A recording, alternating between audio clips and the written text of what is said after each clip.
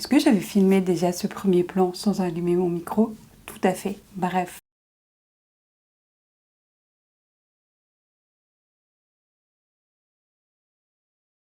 Bonjour et bienvenue dans ce bilan lecture du mois de février. Vous allez voir qu'il y a plein de choses que vous avez déjà vues parce que j'ai beaucoup vlogué au mois de février et comme je fais 3 vlogs, le vlog où je lisais des livres bleus, le vlog où je lisais comme Lucie, et d'ailleurs je vous remercie parce que cette vidéo a hyper bien fonctionné et je suis très touchée des retours que j'ai pu avoir sur cette vidéo et surtout du fait que ce concept vous ait plu. Je suis trop contente. Bref, et un troisième vlog au Portugal où j'ai quand même pas mal lu, et avec tout ça, comme les vlogs durent en moyenne une semaine, vous m'avez accompagné quasiment sur tout le mois de février. Donc ce bilan lecture va pas vous apporter énormément de nouveautés. Par contre, il est aussi fait pour toutes les personnes qui n'ont pas regardé assidûment, on dirait qu'on a à l'école, tous les vlogs. Et c'est le moment pour faire un bilan, pour récapituler tout ça, mais aussi vous parler de statistiques et vous donner peut-être plus en détail des avis sur les livres que j'ai lus, que vous avez peut-être déjà vus ou ceux que j'ai pas du tout vlogués. Donc c'est parti, on y va. On commence avec les statistiques. Et, vous le savez sans doute, je me fixe 3 objectifs dans le mois, ou en tout cas sur l'année. Et l'idée c'est pas de remplir à chaque fois une lecture de cet objectif par mois, mais plutôt d'avoir à la fin 12 livres qui remplissent cette catégorie dans l'année. Je sais pas si je suis très claire. On va commencer avec le premier, ça sera plus simple. Donc je me fixe l'objectif de découvrir une autrice de SFFF de préférence francophone par mois. Et je ne l'ai pas fait au mois de février. Par contre, j'en ai lu 2 en janvier, donc ça équilibre. C'est ça un peu l'idée que j'évoquais. À la fin de l'année, je voudrais en avoir découverte 12. Je l'ai pas fait en février, ça m'a manqué. J'ai très hâte de reprendre ça en mars. J'ai déjà une idée de vers qui me tourner, donc vraiment très hâte. Je suis pas forcément déçue envers moi-même de l'avoir pas fait, parce que l'objectif était aussi de réduire ma palle, et donc c'est pour ça. Et c'est pour cette raison d'ailleurs que vous allez voir des statistiques assez peut-être différentes ou inhabituelles par rapport à ce que je peux vous proposer d'habitude, mais ça s'explique par cet objectif de lire mes reliques, notamment de ma palle, et donc lire des choses que j'ai achetées il y a plus longtemps et peut-être qui me correspondent un petit peu moins, ou des livres que j'ai achetés avant d'ouvrir cette chaîne YouTube et du coup qui peuvent paraître étranges par rapport aux vidéos que je fais. Bref, vous allez voir. L'autre objectif c'est de lire un essai par mois, et force est de constater que là je l'ai fait et que pour le moment je ne lis qu'un seul, c'est déjà pas mal, hein, mais essai par mois. Donc là, il faut que je m'y tienne de manière rigide, stricte, parce que je ne lis rarement 2 essais par mois. Et si je veux vraiment lire 12 essais à la fin de l'année, il faut vraiment que je m'y tienne à 1 par mois à ce rythme-là. D'autant plus que j'ai beaucoup d'essais dans ma palle. Et ça serait aussi un bon moyen de baisser et surtout de faire tourner cette palle-là, parce qu'il y a plein d'autres essais qui sont sortis et qui me tentent vraiment beaucoup. Et le dernier objectif que je me fixe, c'est de lire une relique de ma palle par mois. Pareil, avec le même fonctionnement, vous avez l'habitude. Et là, force est de constater que j'ai lu beaucoup de reliques de ma palle. Et donc ça, je suis très contente. 3 ou 4 reliques de ma palle. Donc vraiment contente et satisfaite de voir que les choses prennent un bon tournant. En termes de sex ratio, donc du ratio de genre des auteurs-autrices que je lis, là pareil, on est sur quelque chose de totalement déséquilibré, en tout cas plutôt inhabituel par rapport à ce que je propose sur cette chaîne et surtout par rapport à la direction que j'ai envie de prendre concernant mes lectures. Mais encore une fois, ça s'explique par les reliques de cette palle. J'ai lu que 5 femmes. Et on peut se demander où sont passées les femmes, parce que je n'ai lu que 5 autrices et je n'ai découvert aucune autrice francophone de SFFF. Moi je pose ça là, je débrieferai ça avec moi-même pour le mois prochain pour pas reproduire ça, parce que pour le coup, pas avoir découvert une autrice de francophone de SFFF, c'est pas très grave si j'ai lu pas mal de femmes dans le mois, pas mal d'autrices. Et là, force est de constater que non en plus. Donc bref, ça ne me va pas, on va essayer de corriger ça pour le mois suivant. Donc j'ai lu mécaniquement 6 auteurs. En termes de genre littéraire, là aussi, ça peut paraître déséquilibré ou inhabituel par rapport à ce que je propose d'habitude, puisque j'ai lu que 6 livres de SFFF, 4 livres de littérature blanche et un essai. Le fait est qu'il y a 2 livres que j'ai classés dans le sens très large de SFFF qui peut-être en fait sont des livres de littérature blanche, je ne sais pas. Et donc dans ce cas-là, on aurait plus de livres de littérature blanche que de livres de SFFF, et c'est en ça, comme je vous le disais, que c'est plutôt inhabituel par rapport à ce que je propose. On en avait déjà parlé, c'est vrai que je lis de plus en plus de SFFF. Concernant les sagas, j'ai commencé une seule saga, et ça je suis très contente parce que quelle saga, vraiment, quelle pépite, vous savez. Je vais en reparler, mais le début de la propagande concernant cette œuvre commence maintenant, et donc voilà. Et j'ai continué 3 sagas. En fait, on pourrait même dire que j'ai terminé une saga dans ces deux-là. On va en reparler juste après. Mais si on ne fait pas d'entorse à cette règle, je n'ai terminé aucune saga. Mais dans l'ensemble, avoir commencé une nouvelle saga et en avoir continué 3, c'est déjà vraiment pas mal. Et là, ça va dans la bonne direction, à savoir non pas diminuer mon nombre de sagas, mais les lire plus rapidement, les enchaîner pour ne pas les oublier. En fait, c'est devoir me lire des résumés spoilants, parce que j'ai tout oublié, mémoire de poisson rouge. Maintenant que les statistiques sont posées, on va commencer par, comme d'habitude, les livres de SFFF. Et la première lecture fait parfaitement la transition, puisqu'il s'agit du tome 9 des Aventuriers de la mer de Robin Hobb, donc du dernier livre de cet arc narratif-là. Et c'est cette saga dont je vous parlais en vous disant que j'aurais pu la considérer comme terminée, puisque j'ai terminé l'arc narratif des Aventuriers de la mer. Mais en fait, je considère toute l'œuvre de Robin Hobb dans cet univers comme une seule saga. J'avais commencé comme ça, et du coup, je l'ai continué d'après cette manière de la classer très personnelle, et pas terminée. Mais bon, bref, au final, ça change pas grand-chose. D'autant plus que j'ai déjà lu la deuxième époque de l'Assassin Royal. Vous avez suivi mes péripéties, notamment avec les Aventuriers de la mer, le DNF qui était pas un DNF, bref. Et donc, il faut que je lise La Cité des Anciens, mais au vu des commentaires et des retours que j'ai eus, qui sont pas très élogieux dessus, j'ai pas très hâte de continuer, mais ça va arriver progressivement. On ne s'inquiète pas pour ça. Donc, le 9e tome des Aventuriers de la mer m'a laissé un petit peu sur ma faim. C'était pas une fin épique comme on a pu avoir avec l'Assassin Royal, que ça soit dans la première époque ou dans la deuxième époque. J'ai plein de questions qui sont restées sans réponse, ou dont les réponses ne m'ont pas satisfaite pleinement. J'ai trouvé, mais c'est le défaut que j'ai expliqué déjà dans la dernière intégrale des Aventuriers de la mer, qui a un gros problème pour moi de rythme et d'enchaînement des péripéties, mais surtout de hiérarchisation de ces péripéties. Il y a des choses qui sont hyper importantes, qui sont au centre d'intrigue, qui sont résolues hyper facilement. J'ai un exemple en tête, je vais pas vous spoiler lequel, qui est résolu juste par un discours du dragon, et en fait tout ça pour ça quoi. Tintaglia là, elle vient, elle fait un petit discours et ok, c'est fini. Alors que c'est l'intrigue qu'on suit depuis le premier tome du premier intégral. Bref, j'ai trouvé qu'il y avait un problème de mise en lumière des différentes intrigues et de la manière dont on les résolvait. Et ça m'a un peu gâché ma lecture gâché cette fin de saga, parce que du coup, j'étais un peu frustrée de tout ce qui me plaisait, notamment les arcs politiques de la saga. J'ai trouvé que c'était assez vite résolu, sans que ça me satisfasse pleinement. Par contre, j'ai adoré découvrir et en apprendre davantage sur le peuple des anciens. Et en fait, c'est un peu ça qui m'intrigue et qui me donne envie de lire La Cité des Anciens, et pas simplement de sauter cet arc narratif dont à peu près tout le monde est unanime pour dire que c'est bof. Est-ce que j'ai bien fait finalement de sortir les ADM, donc les Aventuriers de la mer, de ce DNF pour les reprendre? Oui, rien que pour la mort de certains personnages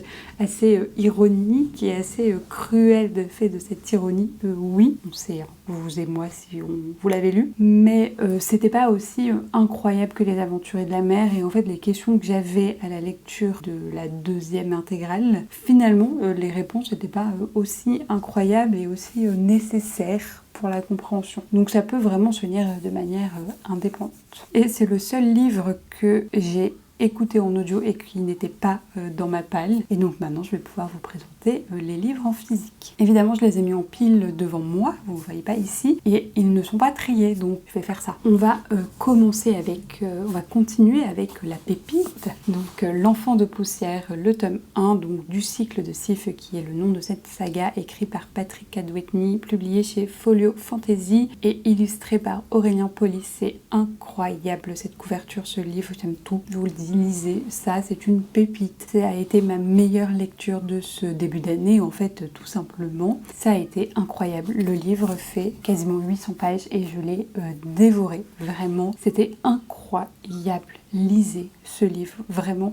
Je pense que seul truc qui me retient de pas enchaîner les tomes, en fait il y en a 2, c'est que c'est des lectures communes, notamment avec Lucie et Morgane, et que du coup on s'attend. Et surtout que comme je les ai commencés en poche, le tome 4 est toujours pas sorti en poche. Donc il faut que je lise à un rythme suffisamment proche pour rien oublier, mais en même temps suffisamment éloigné pour pas être frustrée que le tome 4 soit pas sorti au moment où j'ai envie de le lire. Que vous dire de plus? Peut-être le résumé.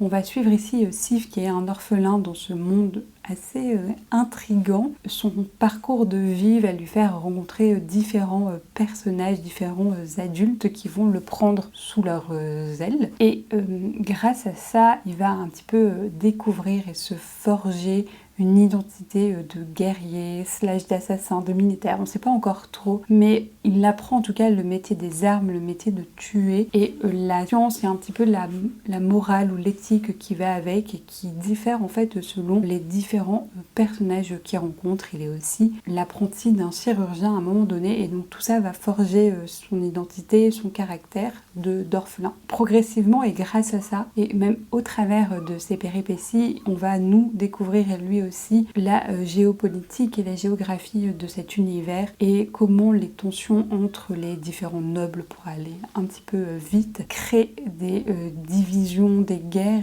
dans lesquelles Sif va pouvoir s'insérer du fait de son métier d'assassin. C'est un roman d'apprentissage, c'est un voyage initiatique, il y a le rôle du mentor, il y a des affaires politiques. Bref, si vous avez vu ma vidéo tier list, vous savez que c'est tout ce que j'aime. C'est incroyable comment la plume de Patrick Cadwetney arrive à nous rendre crédible cet enfant qui est Sif, qui a 8 ans, qui vit des choses mais affreuses, horribles. Et en fait, moi j'avais juste envie de lui faire un câlin et de le protéger parce que il a une enfance, ma foi, très violente, très difficile. J'ai adoré cette lecture. Évidemment qu'il y a des échos à l'Assassin Royal, à Fitz notamment, mais il y a une dimension qui est, à mon sens, il n'y a pas dans les premiers tomes de l'Assassin Royal, à savoir un vrai regard sur l'injustice, sur les classes sociales dans cette société, et un regard très acerbe, très critique, et donc une vraie volonté de l'auteur de rendre ce texte militant et profondément engagé. Bref, j'ai tout aimé du début à la fin. J'ai versé une petite larme, enfin je suis passée par toutes les émotions, de la colère à la tristesse, à la joie. Bref, lisez ce livre-là et cette saga, mais je vais la continuer moi aussi. Autre livre que j'ai adoré, vraiment, alors un petit peu moins que le cycle de Sif, mais à mon avis il y aura peu de livres cette année qui vont l'égaler, c'est Une valse pour les grotesques de Guillaume Chamanadjian, qui est le livre que j'ai lu pendant que je testais le rythme de lecture de Lucie, de la chaîne Lucie a lu.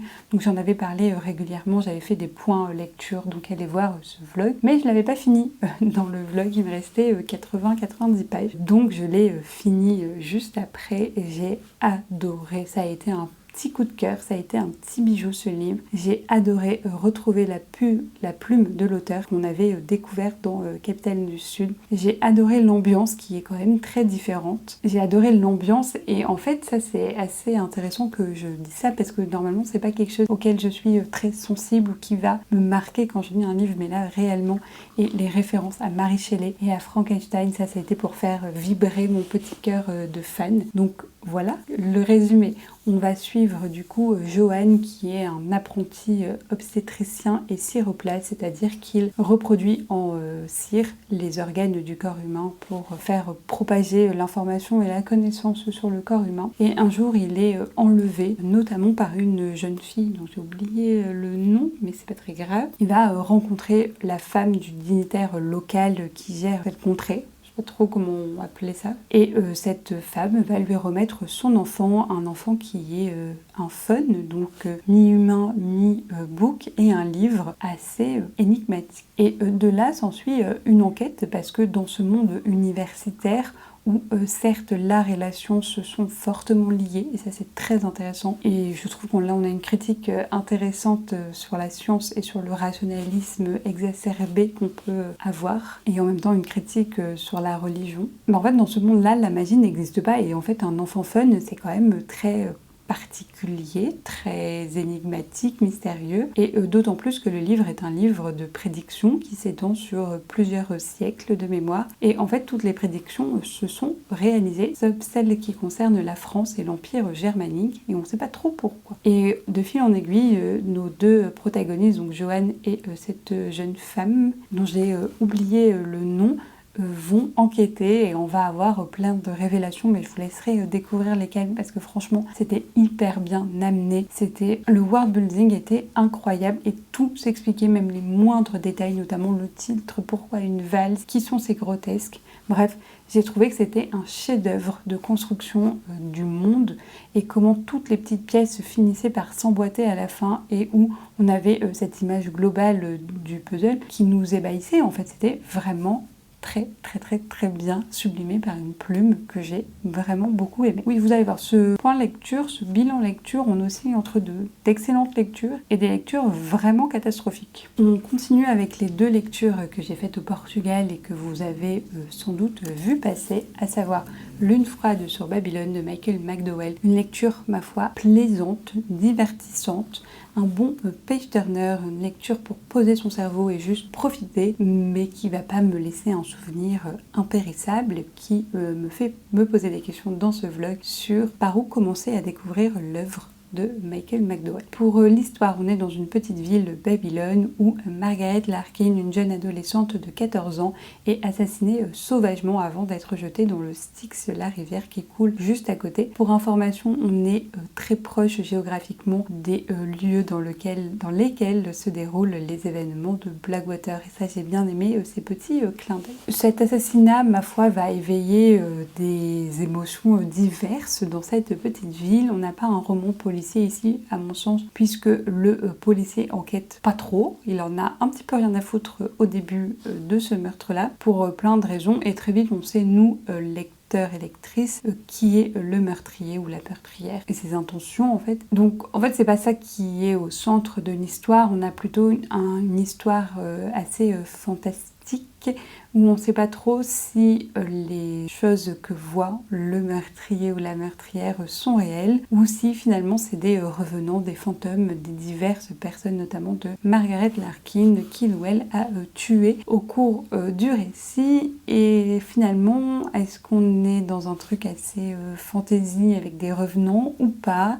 Et c'est pour ça qu'on est, à mon sens, dans cette frontière entre le réel et l'imaginaire. Et cette dimension un petit peu horrifique, elle m'a pas fait peur, à part à un seul moment. Par contre, il est à noter qu'il y a un body horror très important, à savoir des descriptions, ma foi, très glauques sur les cadavres. Donc si vraiment vous n'aimez pas ça, passez votre chemin, parce que ça risque de vous dégoûter. Voilà, comme je vous disais, c'était une bonne lecture, mais sans plus. J'ai passé un bon moment, c'était divertissant, j'en attendais rien de plus, mais ça a fait le job.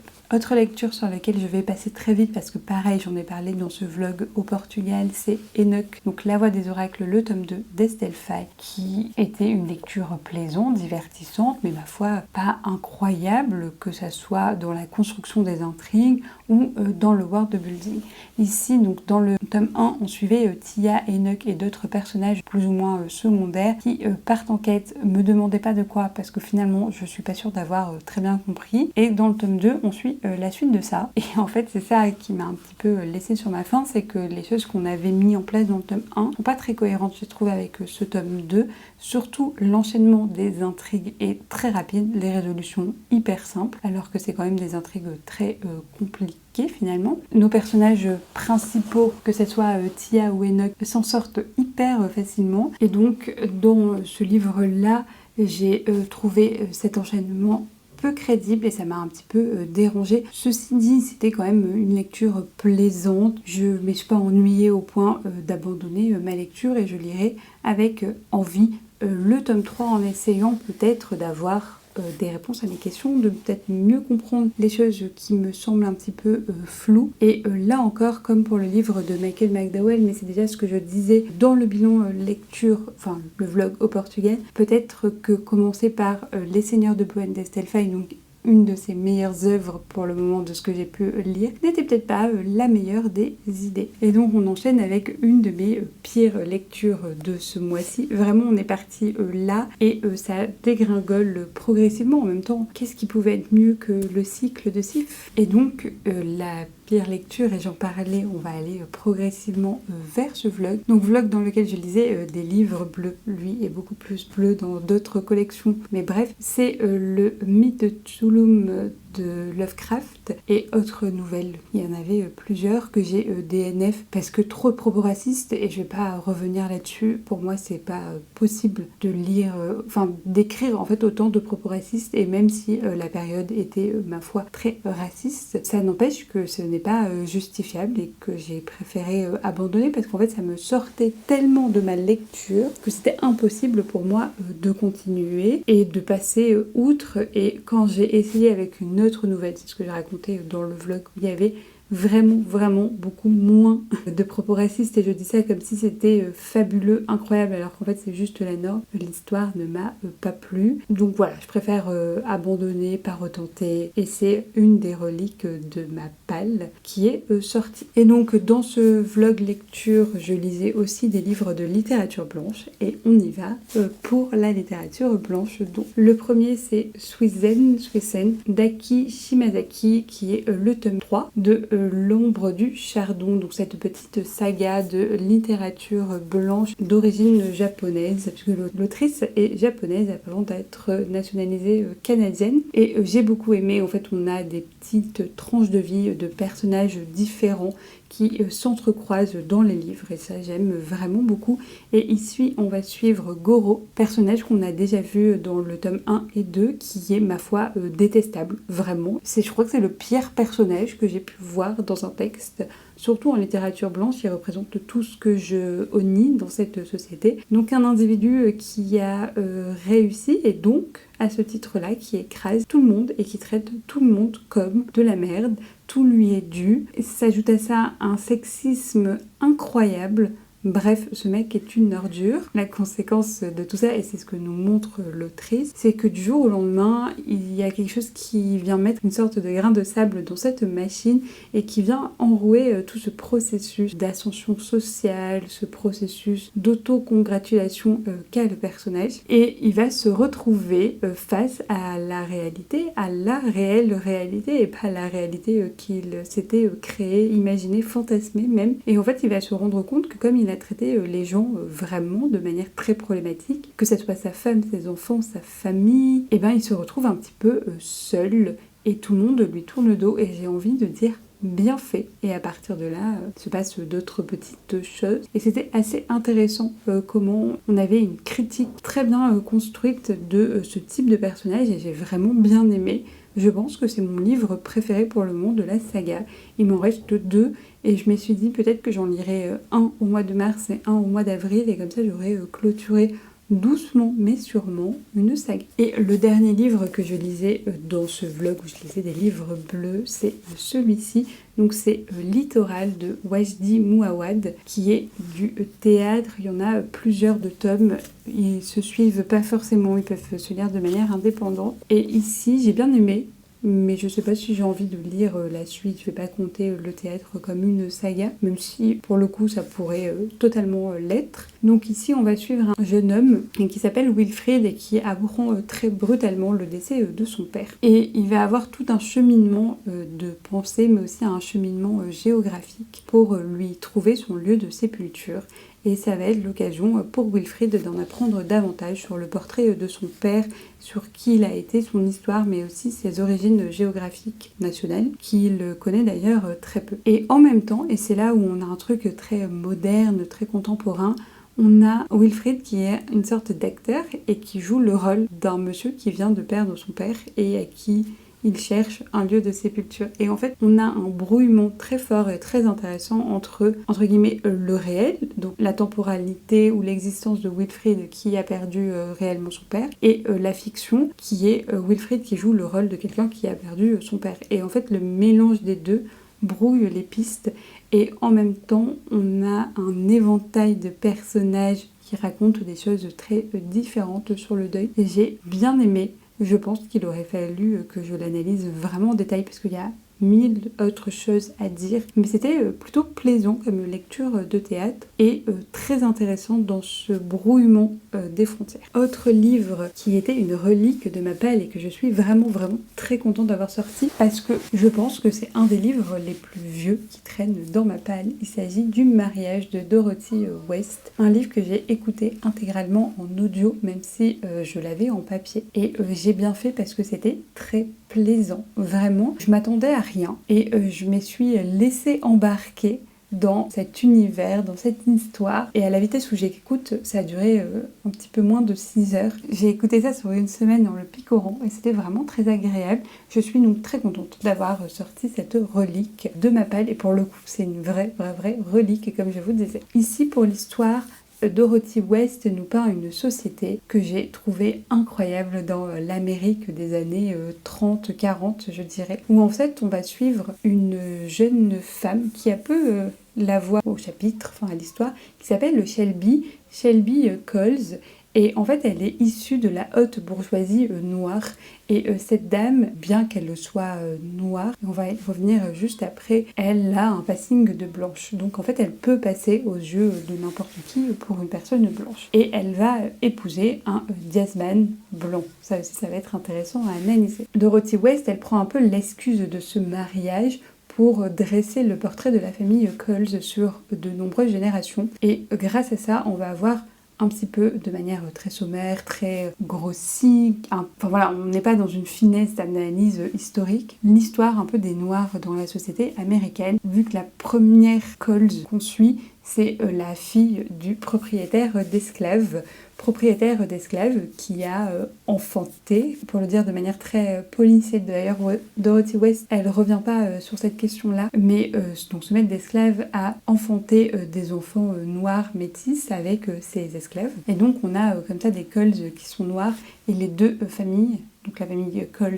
blanche et la famille Coles noire, vont avoir un enfant, et on va suivre les descendants de cet enfant-là, jusqu'à Shelby que je vous ai présenté. Donc on va avoir un peu l'histoire au sens très large des Noirs aux États-Unis depuis la fin de l'esclavage aux années 40, et avec cette partie de la population noire qui s'embourgeoisise, qui connaît une forme d'ascension sociale et de prestige social grandissant. Et la famille Coles, elle se marie très souvent avec des Noirs, mais la peau des Coles blanchit de génération en génération, et jusqu'à Shelby qui peut passer pour une blanche. Et donc il y a toute cette question de la race, du racisme, qui est très important dans ce livre, dans ce roman, et en même temps, et c'est ce que disait la préface au début du livre, je cherchais qui l'avait écrit, mais ça n'apparaît pas là. En fait, il y avait une préface dans le livre audio. La préface expliquait que ce que Dorothy West avait voulu montrer, en plus du racisme qui est indéniable, et de l'hypocrisie de la société américaine, c'était deux choses. Premièrement, ce que c'était d'être noir, c'était pas juste une couleur de peau. Et en fait, c'était plutôt une identité, qu'elle soit choisie, mais aussi qu'elle soit imposée par le regard de l'autre. Et là, ça fait écho aux travaux notamment de sociologues américains à peu près de la même époque sur le regard de l'autre qui va donner lieu à des interactions. Et toutes les questions autour de garder la face sont ici reprises dans ce livre-là. Et donc par exemple, on a toute une scène où Shelby est perdue, et en fait la police cherche une petite fille noire parce que de fait elle est noire en termes d'identité, mais elle a la peau très blanche, et les gens ne pensent pas que la seule petite fille qui vadrouille sans ses parents et qui a l'air perdue est Shelby, parce qu'ils s'attendent à une noire et pas à une personne à la peau aussi claire. Il y a toute cette identité de qu'est-ce que ça veut dire être noir au-delà d'une couleur de peau, mais aussi une culture, une manière de s'exprimer, une histoire commune. Et ça, j'ai trouvé intéressant comment, du coup, ça apportait de la finesse à l'analyse. Et la deuxième chose que veut montrer Dorothy West et qui était incroyable, c'est que comme là, on suit une famille très bourgeoise, en fait, elle montre qu'il y a une hypocrisie de cette population noire bourgeoise parce qu'en fait, ils reproduisent les codes des bourgeois blancs qui les ont asservis avant. Et en fait, au lieu de se détacher de ces codes-là, ils reproduisent exactement la même chose en mettant à distance les autres noirs qui sont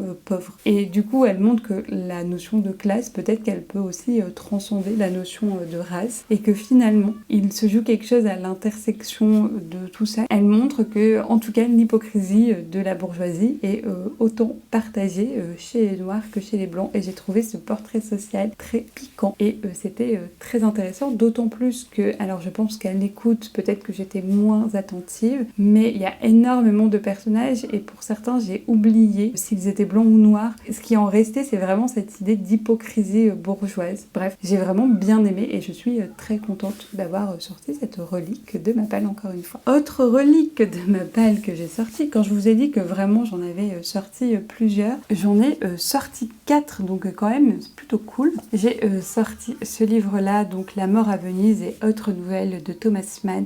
Thomas Mann, c'est un auteur allemand du 19e siècle, je dis pas de bêtises, oui c'est ça, 19e, début 20e. C'est un auteur allemand considéré comme l'auteur allemand par excellence de ce siècle-là, voire de la littérature allemande. Tout le monde parle de Thomas Mann et moi j'avais envie de découvrir parce que voilà, pourquoi pas tester, surtout que je connais quand même très peu l'histoire de la littérature allemande et que bref, je voulais tester. J'ai lu, donc il y a 3 nouvelles, La mort à Venise, Tristan et Le chemin du cimetière. J'ai lu La mort à Venise qui est, je pense, le texte le plus connu de Thomas Mann. Que vous dire, j'ai failli abandonner dans les 20 premières pages et après je me suis dit ok, pose le livre et tu le reprendras demain quand tu seras moins fatigué, et après j'ai dévoré la nouvelle. Je vais pas dire que j'ai aimé, loin de là. J'ai trouvé que Thomas Mann, c'est un bourgeois allemand qui écrit au fin 19e, début 20e, comme un bourgeois allemand en fait. Et il a des préoccupations de bourgeois allemands blancs de cette période-là, et en fait ça me dépasse ces préoccupations. C'est pas ce que j'ai envie de lire, c'est pas ce qui m'intéresse. J'en ai un petit peu rien à faire que la seule préoccupation du personnage principal au début soit juste le fait qu'il n'ait pas assez de talent pour devenir artiste et que c'est la pire chose de l'existence. Non, genre il se passe des choses beaucoup plus graves dans l'univers, décentre juste de ton regard de bourgeois. Donc ça m'a paru problématique et ça s'est confirmé avec la suite de l'histoire où en fait, dans La mort à Venise, notre protagoniste va à Venise subit une sorte de pandémie, donc je sais pas, une sorte de peste ou de Covid, franchement, c'était à peu près similaire en termes de description. Et dans cette ville-là, qui progressivement se referme et que les étrangers, les touristes quittent, notre personnage protagoniste tombe amoureux d'un adolescent, oui, et qu'il suit, pourchasse dans la ville, dont l'adolescent lui donne rien, si ce n'est des regards, mais en même temps, cet adolescent est poursuivi par cet homme-là, et c'est très problématique. Moi, je comprends qu'il le regarde, et en fait, on ne sait pas s'il le regarde de peur, ou voilà, en fait, on n'a que le point de vue de notre protagoniste, qui est vieux. J'ai trouvé ça très dérangeant. Je ne sais pas si c'est une sorte de glorification, je vais pas dire le mot, voilà, donc la vidéo va être censurée, mais ça m'a quand même questionnée. Je sais pas où ça allait avec ça, vraiment pas. Donc l'histoire m'a un petit peu perturbée. Et en plus, il y a bien un tiers du récit, j'ai pas compris, c'était des phrases mais alambiquées pour dire je sais pas trop quoi, pas grand chose sûrement. J'ai vraiment dévoré la première nouvelle en me disant je saute tout ce que je comprends pas et c'est pas hyper grave, j'ai compris l'histoire dans sa globalité. Et en fait, je voulais voir où ça allait et me faire une avis, ce qui correspond à tout ça quand même du livre. Donc j'ai lu le 3/4 du livre. Bref, je j'ouvre le livre après à Tristan, la deuxième nouvelle, qui est censée être inspirée de Tristan et Isolde, notamment de l'opéra de Wagner, et surtout de cette légende mythologique, je sais pas comment formuler ça, qui est une de mes légendes préférée. Et je me suis dit, trop bien. Et en fait, pas du tout. Les références à Tristan et Isolde étaient quand même très minimes. Et là, pareil, on retrouvait un bourgeois qui écrivait sur la bourgeoisie et sur une femme qui savait pas si elle devait faire de la musique ou pas, ou tromper son mari. Bref, sur 50 pages, même plus. Très vite, j'en ai eu rien à faire, donc j'ai lu en diagonale. Et après, chemin du cimetière, je me suis dit que j'allais pas tenter une 3e fois. La plume bourgeoise d'un auteur blanc. Clairement, j'avais vu que c'était pas pour moi. C'était pas un fail dans le sens où j'ai détesté certes, mais je suis contente d'avoir essayé, d'avoir découvert et de m'être fait surtout mon avis sur la question. Alors avis qui était quand même très proche de ce que je pensais avant de lire le livre, mais n'empêche, au cas où, j'ai testé. Le seul point positif, c'est que ça m'a vraiment donné envie d'aller à Venise encore plus qu'avant. Et donc, on arrive à la dernière relique de Pâle, mais surtout à l'essai, le seul que j'ai lu, et c'est Le berceau des dominations, anthropologie de l'inceste de Dorothée Ducy, que je vais pas chroniquer très longuement parce que c'est un sujet sensible et j'ai pas envie de heurter la sensibilité de n'importe qui. Bref, donc dans Le berceau des dominations, qui est un texte très important qui a été republié récemment, parce qu'en fait avec MeToo, ce sujet est revenu sur le devant de la scène. Dorothée Ducy, elle va étudier, comme les anthropologues le font, notamment la question du silence et de ce qui est dit ou pas dit, à qui et comment sur l'inceste vécu dans les familles. Et elle va notamment cartographier ce qui est dit à qui, et en fait elle montre que c'est pas parce que c'est passé sous silence que ce n'est pas su. C'est ça qui est très marquant dans ce livre. Au contraire, les gens savent, notamment dans les familles, mais on dit rien parce que c'est la règle, non pas parce que c'est une règle explicite et sous menace ou contrainte, il ne faut rien dire, même s'il y a ça dans certaines familles. Elle montre que en fait on ne dit rien parce que c'est une sorte de norme intériorisée et que très souvent dans les familles où il y a de l'inceste, il y a eu de l'inceste à d'autres générations de cette famille et c'est une règle sociale un peu taboue mais apprise. Et aussi on ne dit rien parce que les personnes qui incestent les enfants sont aussi des adultes de la famille qui par ailleurs ont d'autres rapports avec ces enfants et se joue quelque chose de difficile à concilier à ce moment-là. Bref, le texte était vraiment très bien. J'ai pas appris énormément de choses sur ce sujet-là. Par contre, je le conseille, un, si ça vous intéresse bien évidemment, mais deux, parce que j'ai trouvé que c'était un bon livre en termes. C'est la prof de sociaux en moi qui parle, mais de méthodes de sciences sociales hyper intéressantes sur qu'est-ce que ça veut dire de travailler sur un sujet aussi difficile, comment on fait, comment on accède à la parole, qui on interroge, comment on fait, quelle méthode, quanti, quali, enfin bref, toutes ces questions-là, et j'ai trouvé ça très intéressant de ce point de vue-là. Et c'était aussi une relique de ma palle, donc j'ai quand même sorti ces 4 reliques, ce qui est quand même pas mal, pour les 11 livres lus, donc on est au moins de la moitié des livres lus qui sont des reliques de palle. Bref, je vais arrêter là cette vidéo et surtout de me congratuler sur avoir sorti des livres de ma palle. Je vous remercie encore une fois d'avoir regardé cette vidéo jusqu'au bout et j'espère qu'elle vous aura plu. N'hésitez pas à mettre un petit commentaire, à me conseiller une lecture qui vous a marqué ce mois-ci parce qu'il y a un petit projet qui se prépare bientôt. Et moi je vous dis à la semaine prochaine pour une nouvelle vidéo et en attendant, lisez bien. Au revoir.